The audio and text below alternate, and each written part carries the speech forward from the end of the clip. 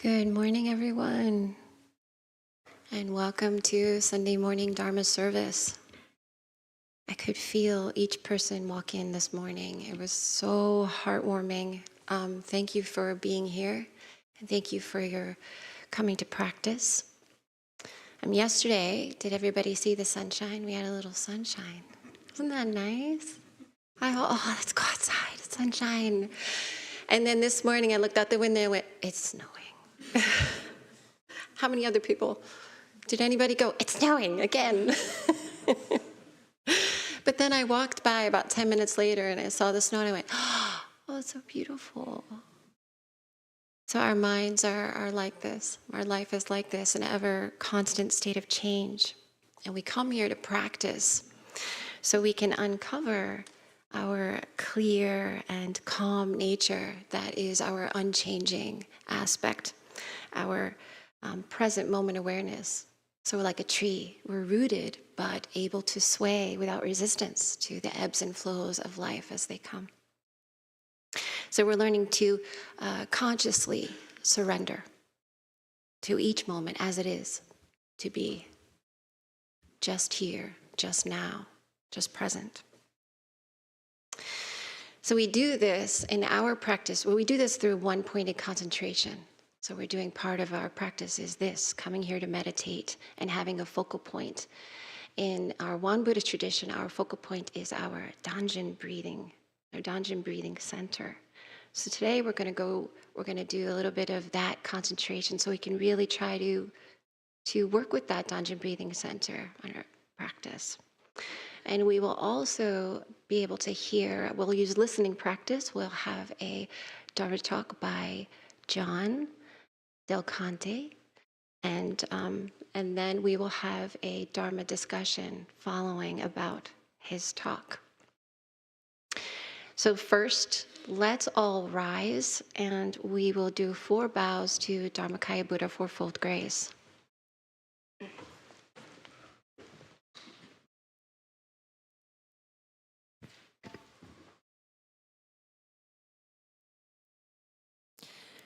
So please bring your palms together in front of your chest. Allow your hearts to open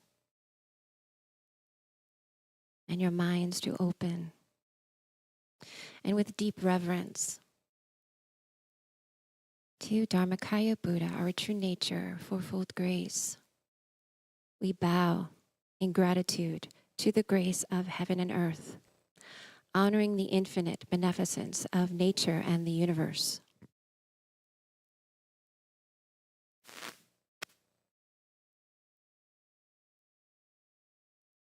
And we bow in gratitude to the grace of parents, parents that gave birth to us, those that raised us, our teachers, our ancestors, and all those who have guided us on our path.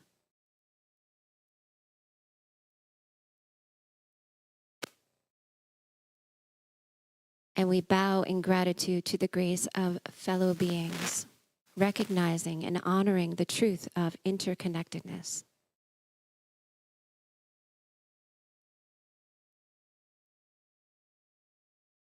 And we bow in gratitude to the grace of laws, both natural law and secular law, the laws that guide us, protect us, and promote justice.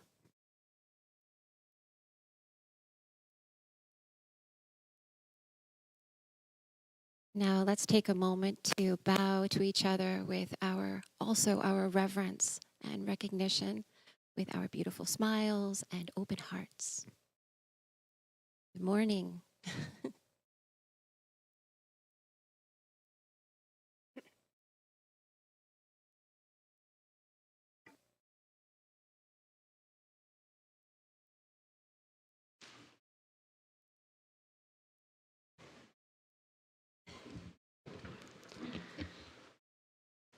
So let's find a comfortable position. And if you feel any tightness in your body, I invite you to take a moment to just stretch your back, stretch your arms, anything you need to do. Just take a moment to relax and settle the body. This we are calling mini meditation because we're going to have a longer instructional session.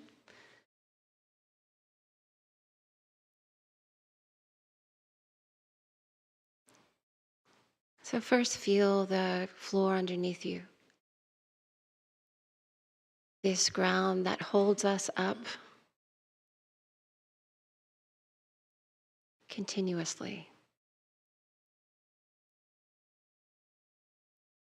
And we're going to find our belly button. Everybody knows where their belly button is. Find your belly button. And then I want you to take your finger or your middle finger. We're going to go 2 inches below that belly button. And just put a little pressure in that spot. Right below. So right around this area is an energy center. This is the Danjin. In Japanese, it's called Dantien. It's our Danjin breathing center, the elixir field.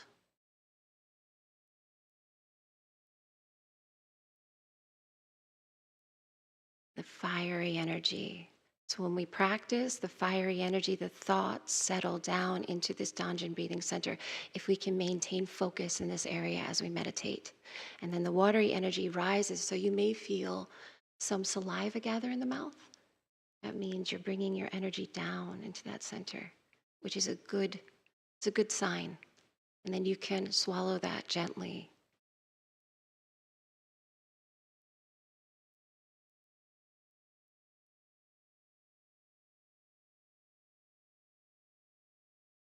So you may close your eyes or leave your eyes open softly, half open.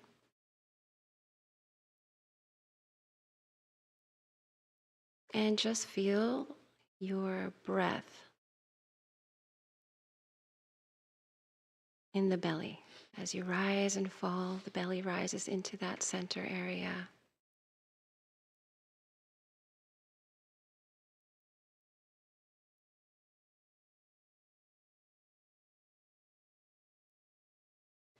And we're going to take a gentle approach into getting into this Danjin area, so you can release the hands and place them on your knees.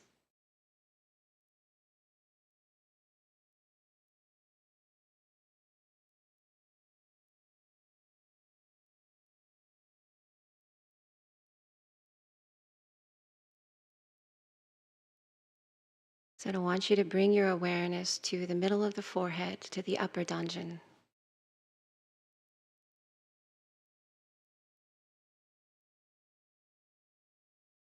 And as you breathe, keep the focus here for a moment. Breathing in and out, letting the energy go through the middle Danjin, through the head, through the back of the head. Opening of the mind, letting go of the thoughts.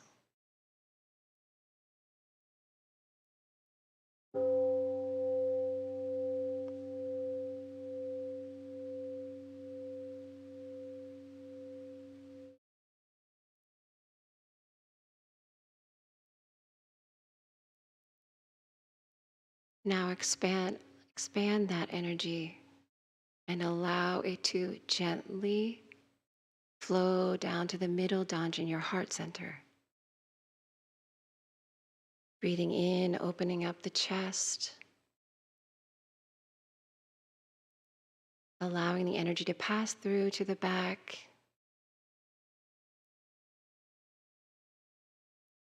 And allowing your compassion and wisdom to arise naturally.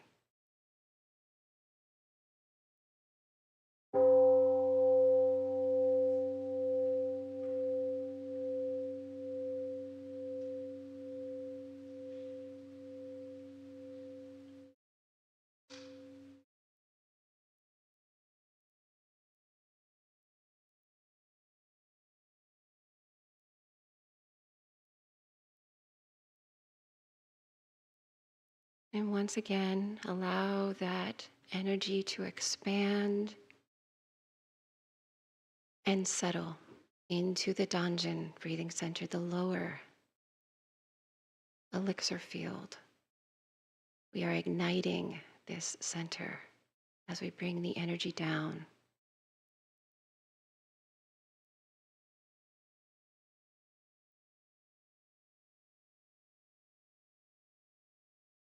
And we will stay here and maintain our focus with our breath, with the rise and fall of the belly. And as thoughts arise, simply bring your awareness back to this Danjin breathing center again and again.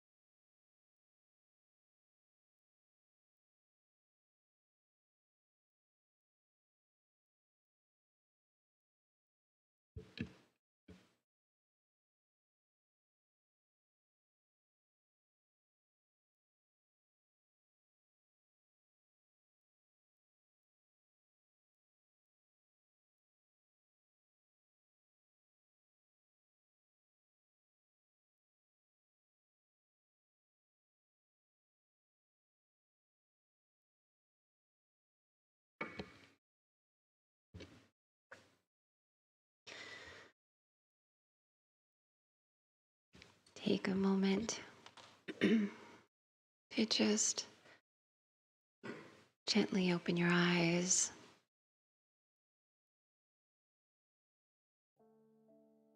Being aware of the transition, still meditating. Now let your body just flow. Your seated position, we're just going to flow back and forth. So there's looseness in the neck, no forcing. Close your eyes.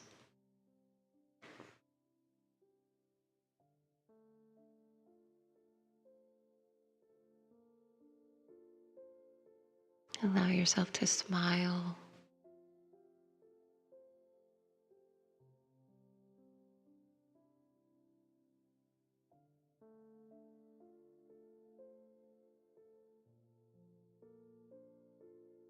Let's shake out our arm, one arm.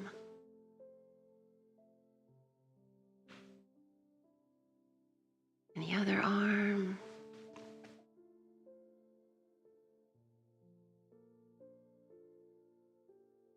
Bring the hand up, breathe in, and breathe out, stretching.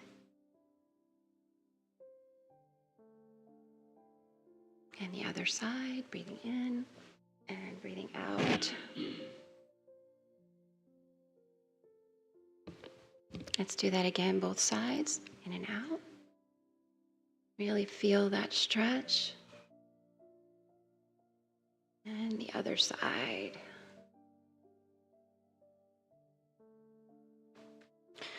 Bring your awareness to your neck. Let's put your right ear to your right shoulder. You can bring your arm up to help a little bit with the stretch.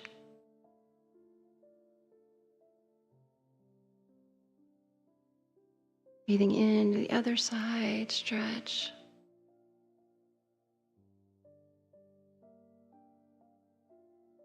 Let's roll the neck in one direction.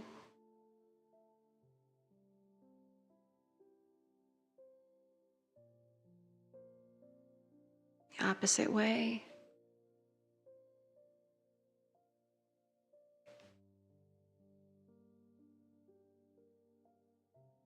And roll back the shoulders. Making big circles with the shoulders. Breathing in, breathing out. And the other way.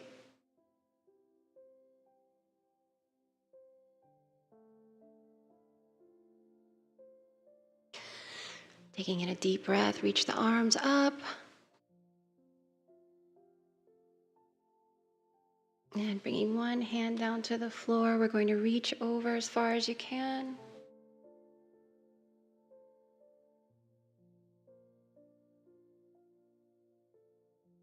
Breathing out. Breathing up again, sorry. And the other side, feeling the air as we go.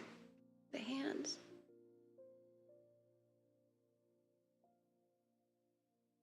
And breathing out.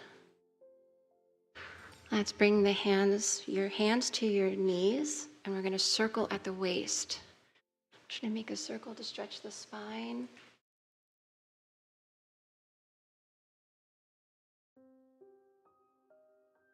And the opposite way.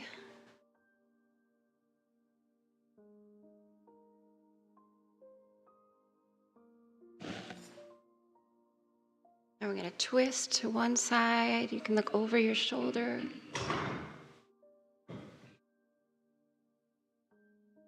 And to the other side.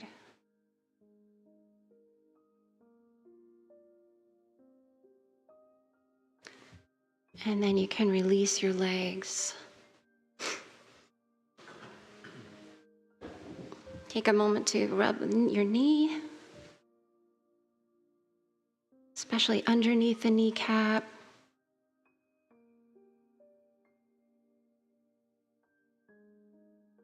And the other knee.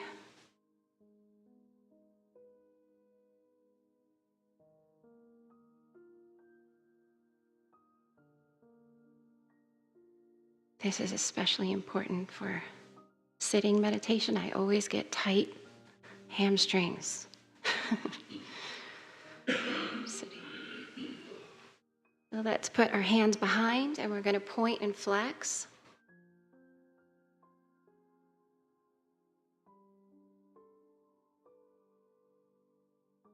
And then tap.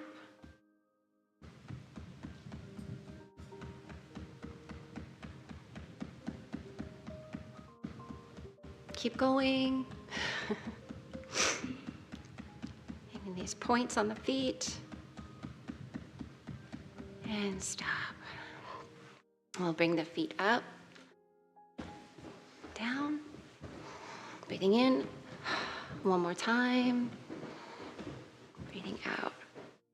Let's put one foot on one knee or one leg and circle the ankle. And the other way. And then you can also stretch the toes back and forth.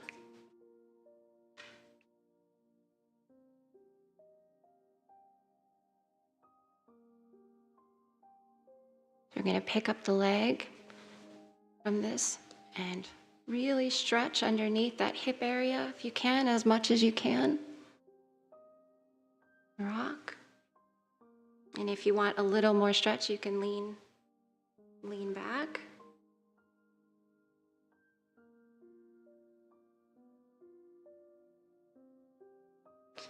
And then you can put that foot down across and do one more stretch.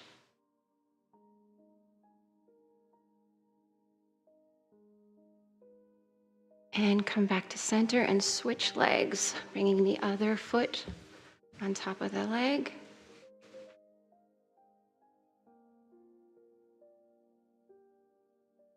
Stretching the toes.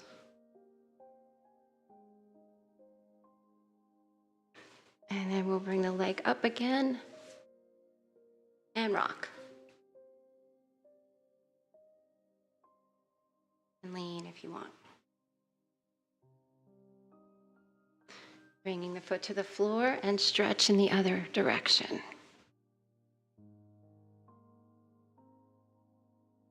Did you feel a good stretch in that side of your hip? Okay, and then we're going to shake out the legs.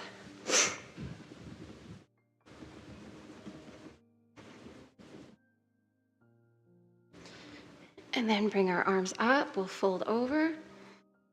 And just not all the way, just a little bit, leaving softness in the back of the knee.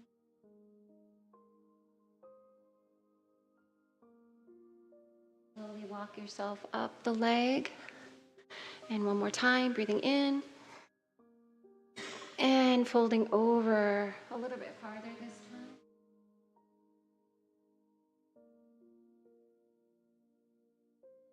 Again, coming back up.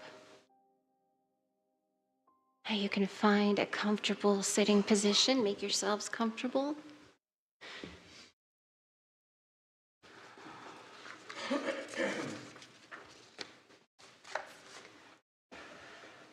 And I want to invite John Delconte. And his Dharma talk is on, the title is Two Pathways. Reflections on Won Buddhism and Roman Catholicism. Please bring your palms together to welcome him.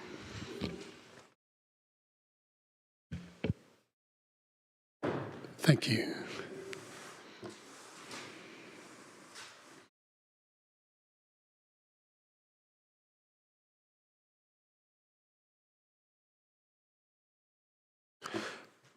So, it's an honor to speak to you. A little indulgent to talk about my own impressions and thoughts, but I encourage you all to take the opportunity to give a Dharma talk sometime, and it's an enjoyable experience. So I have participated in two religions during my life, actively participated in Won Buddhism for the last 20 years, and then I grew up Roman Catholic. So I was born into that. And so every now and then I reflect on the two pathways. What were the differences and commonalities? And actually, I think I've learned a little bit more about my Catholicism after practicing Buddhism for so many years. Many of you who have been practicing Won Buddhism are familiar with this quote from the scriptures from the founding master, which basically says that all the major religions are the same, except that they've established some different systems. And they use this term expedience. And it has something to do with the eras and the times when the religions evolved or came on the scene.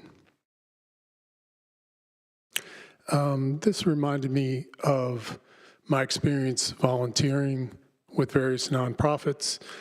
For those of you who have been volunteers or have been participating in any organization, you know that the organization has a mission.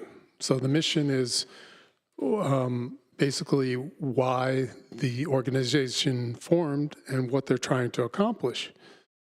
And when I was participating with the Hillsborough Arts Council down in North Carolina, I became chair, and I was really interested in learning about how I could do the best I could. So I took some nonprofit management courses, and the director of that program suggested that your mission statement should be succinct, should be able to fit on a t-shirt. So this enables you to hold the kind of the core mission, the core purpose of the organization in the palm of your hand, and it enables you to talk about it with other people and understand it kind of clearly and simply. So this got me to thinking, what is the mission of Won Buddhism? And can you put it on a t-shirt if you had to do so? Does anybody have any suggestions?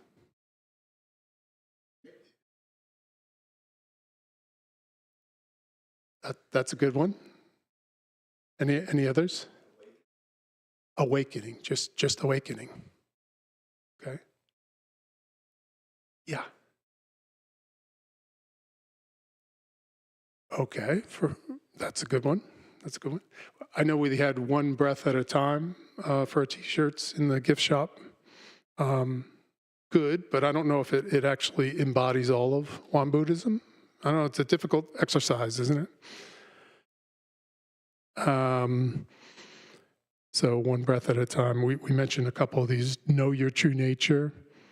This is a little longer. Strengthening spirit in a material world.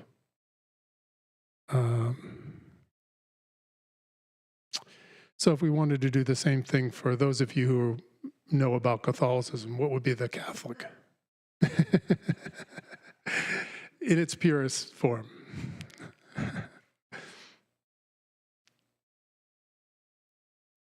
Deliverance through faith. Helen.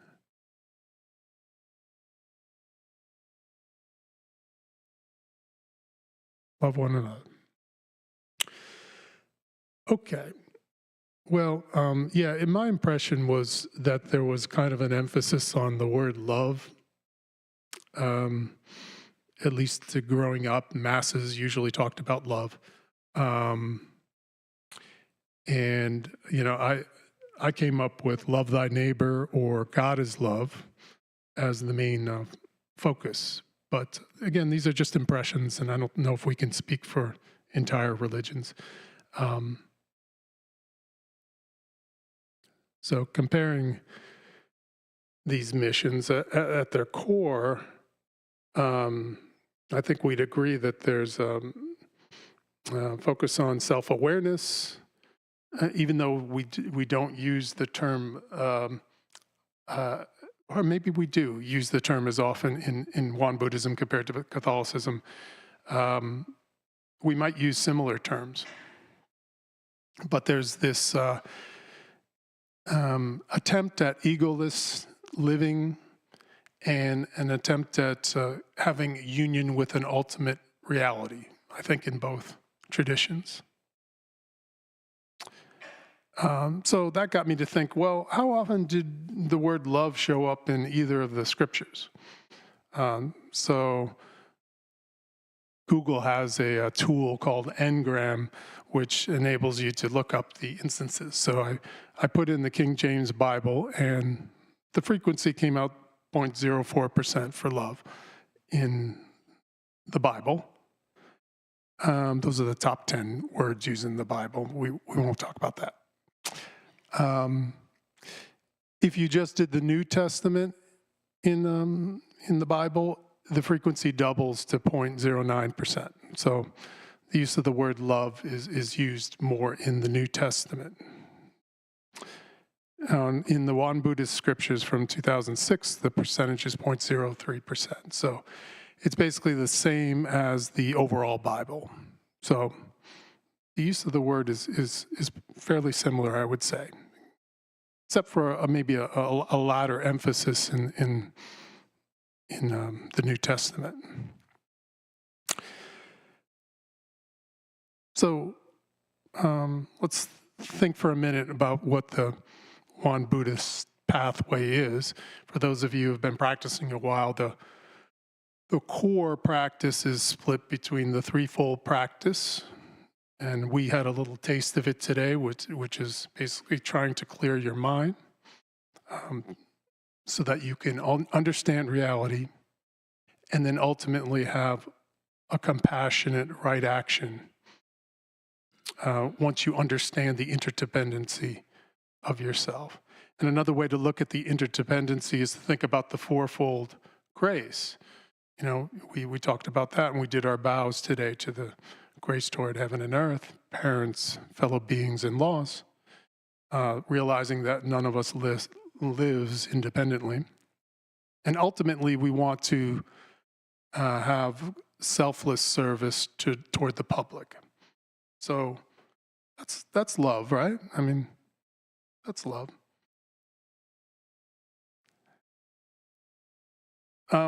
But yet, in the Christian love path, it seems as though a lot of these Christian mystics are really focusing on this divine union with the Creator. Marguerite Porete, this showed up in my Facebook feed, so I used it. And she was a mystic in the 1300s, and she wrote this book called A Mirror of Simple Souls, right? And in the book, she had a dialogue between love itself, reason, the soul, and God. And the point of the book was basically that my favorite part was in love is talking to reason. And basically, love is scolding reason and saying, you know, it's okay for you to work on trying to achieve these virtues, but the ultimate path toward union with God is this surrender through love, basically.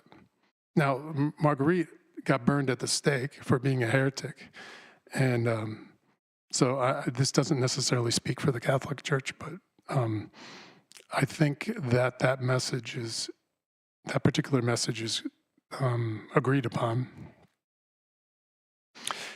And then thinking about love, I thought about the historical context, and you know, I only have access to the Western or English-speaking world here, but using that same tool through Google, I put in love.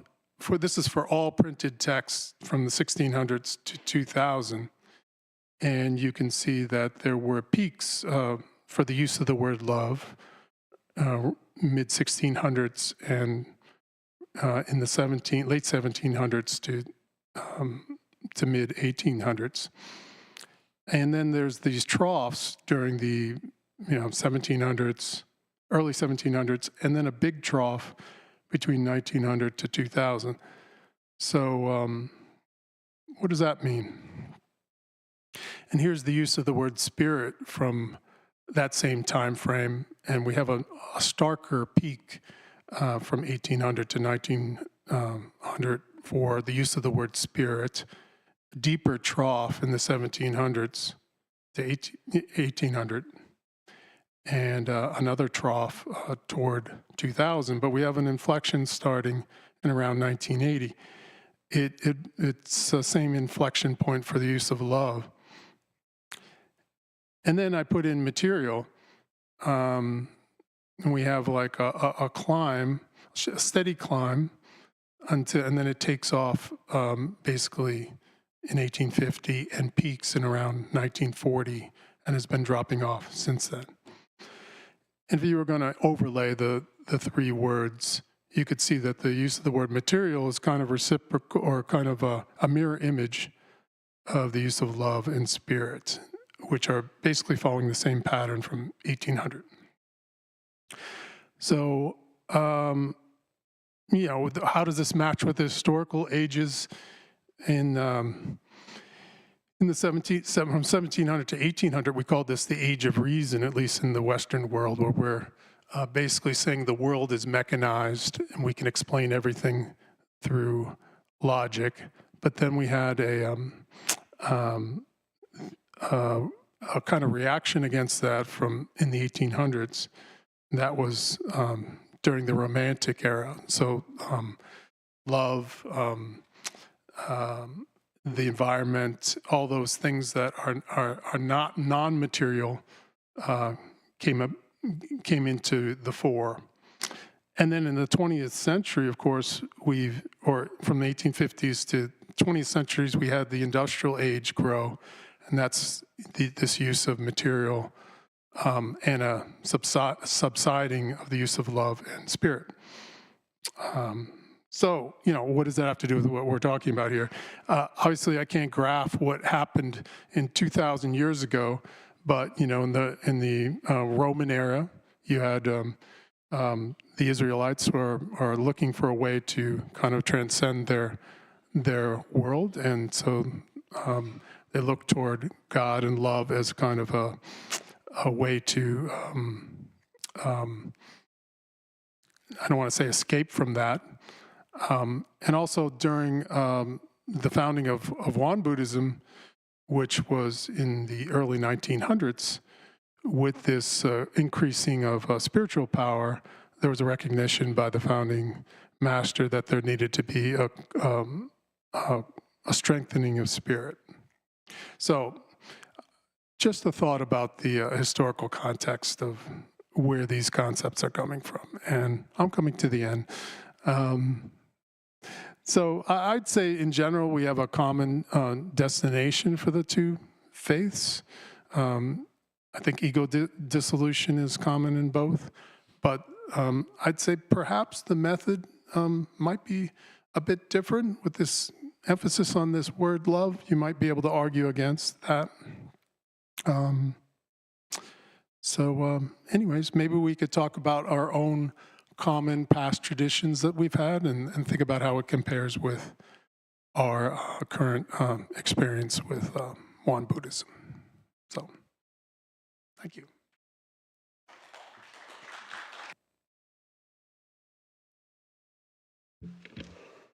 Thank you so much, John. I have to give you a lot of credit because that's not an easy topic to to take on. So it was really wonderful. You reminded me of something that St. Paul says, you know, without love, we are nothing. Without love, I am nothing, right? And in a one Buddhist context, in a sense, we may say, with love, I am nothing. And in a sense, they're saying exactly the same thing, meaning what John had up there is a shared aim of egolessness, with love, without that separate sense of self. So So I think that when you said that, I reminded me of how important it is to tear down those imaginary walls that separate us in our mind from each other, so that bind us, and we create that prison. So thank you so much for that. So we are going to have Dharma discussion about, like John said, about this topic. And before that, let's share, I don't have announcements, share announcements with you. So there is, as Reverend Yu has been talking about, our Young Sons Day. So this is a trip that we take, a pilgrimage to Korea. So if anyone is interested in this, please speak to Reverend Yu. Just one spot left. Wow, there's only one spot left. So, and this is happening in May. So that, and then we have a journaling retreat for older people. They're coming up in March as well. So let's close with Namo Amitabha and say goodbye to our online friends. So please bring your palms together, and it's Namo Amitabha. Namo Amitabha. Namo Amitabha. Namo Amitabha. Namo Amitabha. Namo Amitabha. Namo Amitabha. Namo Amitabha. Namo Amitabha.